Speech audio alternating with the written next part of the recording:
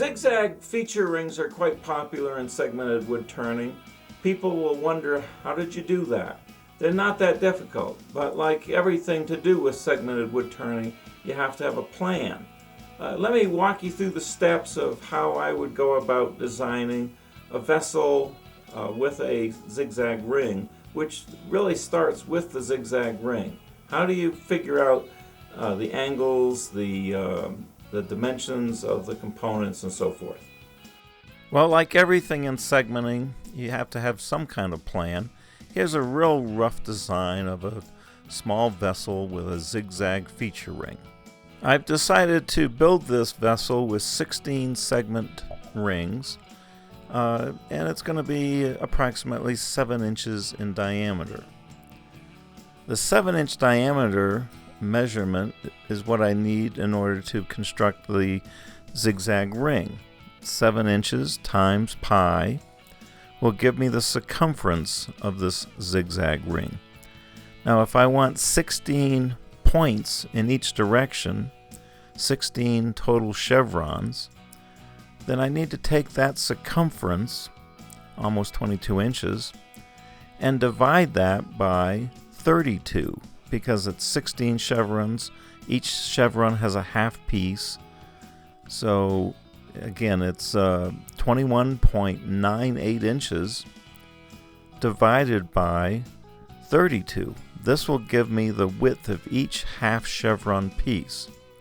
And in this case, it's 6.85, but we'll round that over to 7/10 of an inch. That gives me a little extra for sanding.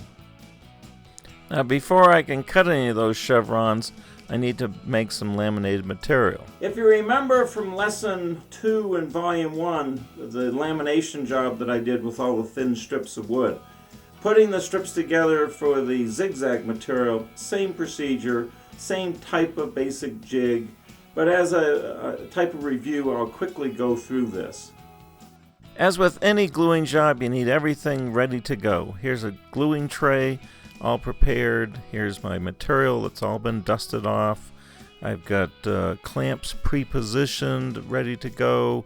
I've got gluing cauls that'll be just temporary. I've got plenty of glue in my bottle, and I've got more clamps pre-positioned so that there's no delay. This glue sets fast, and you have to work quickly. On warm summer days, I wish I could work this quickly, but this is relatively easy with only 5 pieces of wood. There's only 4 seams to apply glue to, so there's plenty of time to do this. It's important that this lamination go together square. By that I mean those vertical white strips of wood, they have to be absolutely perpendicular to the surface of the lamination. Otherwise, when you go to put your zigzag pieces together, you'll have misalignments.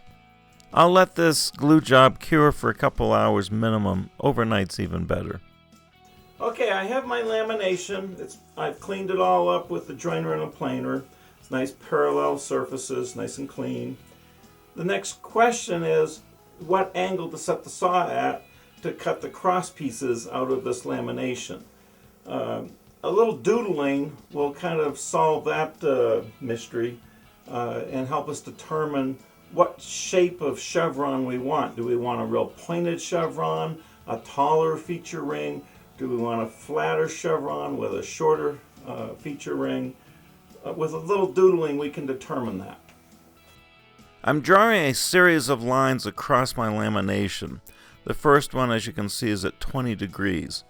And then I'll draw one at 30 degrees, 40 degrees, and a last one at 45 degrees. These would represent possible cross-cut angles. My cuts would need to be about 3/4 of an inch apart, so I'm just using a piece of 3/4 inch MDF to indicate the total width of each crosscut. I'm now eyeballing a line top and bottom of each half chevron piece, and I'm giving myself about 1/4 inch of a border around the chevrons. As you can see, as the angle changes, the segment has to be taller in order to create that same border around the chevron. It goes from 1.4 inches up to almost 2.5 inches in height. Based on past experience and the shape of my vessel, I've decided to make these crosscuts at 22.5 degrees. This red line is just so I can keep my pieces oriented the same way. Realize that this crosscut angle is your choice. If you want steeper, taller zigzags, then put a bigger angle on this crosscut. If you want a shallower, flatter set of zigzags, then make a more perpendicular cut. Because of possible color variations in the wood, it's a good idea to keep these in the same order in which they were cut from the lamination. Now I'm just flipping every other one. This gives us a pretty good idea of what this ring is going to look like. Now these seams have to be perfect, so I'm kissing each surface with the disc sander, just lightly sanding and putting the seams together, doing a very close inspection. These have to be perfect. Here's my 16 pairs ready for glue.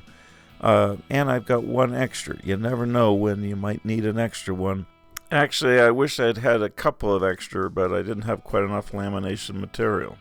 These eyeglasses have 4-power bifocal magnification built into them. I highly recommend using magnification.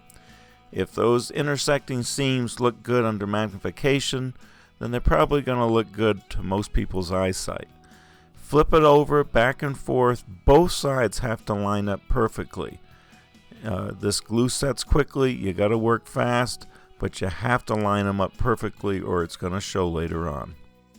My next step is to clean off all the glue squeeze out, get these nice and clean so they'll sit tightly on some double-sided tape. I'm applying this double-sided tape to a very parallel piece of MDF. I'm going to attach my chevron pieces to this using the back of my table saw fence as a guide. I'll clamp this MDF board to my fence and then apply the pieces onto the tape very carefully. I'm carefully placing the tails against the fence. I want these aligned as accurately as possible. And a rap with a hammer makes them even more secure. This is a quick and easy way to turn these chevron shapes into rectangular shaped segments. I've never had a cut-off piece fly back at me, but it's probably a good idea to use a face shield when making this kind of a cut. Be aware that if you use too much double-sided tape, it can be a real chore to get these back off the MDF. After inspecting all my intersecting points, I've decided number 5 has a little bit of an offset, so I'm going to replace that with that extra one that I had on hand. You can see it's just off a tiny bit. Now I can convert these rectangles into mitered segments with my miter at 11.25 degrees and a stop block positioned in the right place. I'm barely taking a smidgen of material off the face of each segment. After putting a miter on one side of all the segments, the challenge is to not just put a miter on the other side, but to remove the same amount of material so the chevron shapes on both sides are identical. Here I've done a dry fit just to make sure they're still forming a nice circle. So I've made 8 pairs out of my 16 segments, and I've set my sanding disc table at 11.25 degrees. I want perfect joints on these glue seams. A little kiss of the sanding disc, and then it's back to my rubber bands. By stretching the rubber bands, making them tight on the outside and looser to the inside, this is a very effective clamping system, and it gives me access to examine the alignment of those points. And once again, that 4-power magnification comes in mighty handy. Once more, I'm cleaning up these sections, just getting ready for the next glue job. And once again, I'm doing a dry fit just to make sure my pieces are forming a true circle. So now I'm down to 8 pieces. A little disc sanding, some more rubber band clamping, being very careful to align those points, and I'll be down to 4 quarter pieces. Before putting the quarter sections together into half sections, it's real important to spend time on these seams. They have to form a perfect circle. You have no ability to alter the half pieces later on, so they have to form a perfect circle at this point. To glue the quarter sections into half ring sections, I'm going to use the half ring technique using the rubber band gluing jig. My hands are simply not large enough to wrap rubber bands around this size ring. By applying rubber bands at the top and bottom of the ring, I maintain visual access so I can really inspect the intersection of the points. Just tiny misalignments of those points will spoil the effect of your whole vessel. A little more disc sanding to get these halves ready. Perhaps a couple of swipes of some 80 grit just to improve the glue joint. I also like to knock off the intersecting tips so I can get a better view of the alignment of those tips during the glue job. To incorporate the zigzag ring into a vessel, I'm going to use MDF disc with concentric circles in order to center it, some hot melt glue to attach it. I can screw this onto a screw chuck, keeps it nice and centered. Do a little rough turning, inspect all my glue joints and my intersecting seams.